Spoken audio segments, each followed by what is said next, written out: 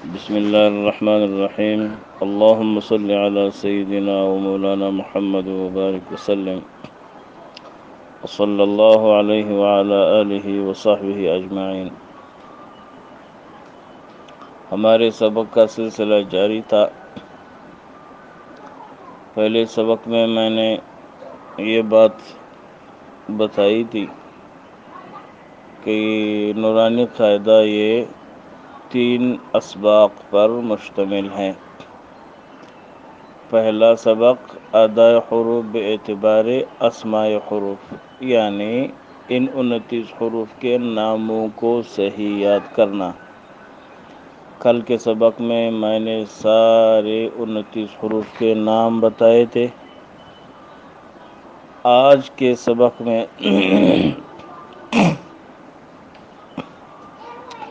آپ کو ان 29 حروف میں کچھ ایسے متشابہ جو ایک دوسرے کے قریب مخرج حروف ہیں وہ آپ کو سمجھائے جائیں گے تاکہ آپ کے حروف میں غلطی نہ رہے. آپ دیکھتے رہیں گے کہ الف سے جب آپ نے شروع کیا الف با تا، یہاں ایک لفظ ہے تا، حرف ہے. اس کے ساتھ ایک اور حرف آ رہا ہے اسی آواز کا آگے جا کر قا. اس کے لیے قاعدہ کیا ہے؟ تا کو پر کے طا بنائیں. تا کو موٹا کر کے طا بن جاتی ہے. مزید اس میں نہ ہونٹ ہلے جاتے ہیں نہ اس میں کوئی اور تکلف کیا جاتا ہے، بس سیدھا سادہ بات ہے. الف با تا. اب تا کو پر کرو. تا قا تا قا. اب یہاں اس طرح ہونٹوں کو گول کرنا تو. اب دیکھو پھر طا غلط ہو جاتا ہے. اب جب ہم آواز کو موٹا کرنا چاہتے ہیں، آواز کو موٹا کرنے کا مطلب کیا ہے، یہ بات ذہن میں رکھنے کی ہے. بھائی دیکھو، ایک ہے کھلا آواز یعنی پتلا آواز. جو ہم آپس میں ایک دوسرے سے بات چیت کرتے ہیں تو یہ پتلے آواز میں ہے. اب میں فرض کرے آواز کو موٹا کرنا چاہتا ہوں، یہی بول رہا ہوں آپ کے ساتھ. ایک بات ہے، ہم کہتے ہیں زیادہ کہ بابا آیا، بابا آیا.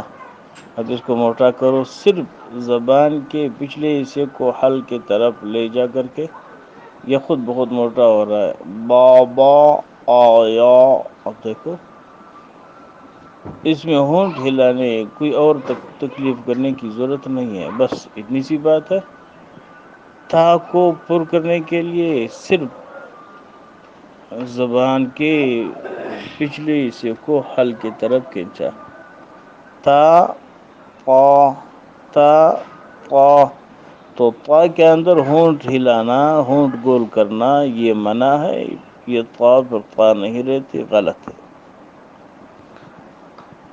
اس کے ساتھ اب آگے بڑھتے ہیں. ہا خا دال ذال ذال. ذال کے بھی مشابہ ایک حرف ہے ذال. اس کو اب زبر دے تو ذا بنتا ہے، ذا. اسی ذال کو پر کے وا بنائیں. یہ قاعدہ ہے، ذہن میں رکھنا. وا کو پر کے ذال کو پر کے وا بنائیں.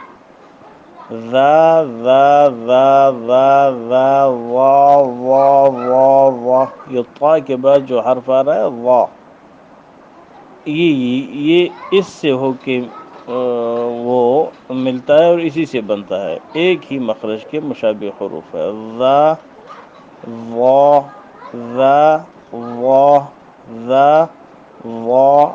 ذال کو پر کے وا بنائیں. ذا وا ذا وا، اب اس میں بھی ہونٹ نہیں گول کیے جاتے، نہ کوئی اور تکلف کیا جاتا۔ یہ آپ کا تیسرا سبق، دوسرا سبق مکمل ہو گیا۔ آگے پھر انشاءاللہ تیسرا سبق پڑھیں گے۔ اللہ ہم سب کا حامی و ناصر۔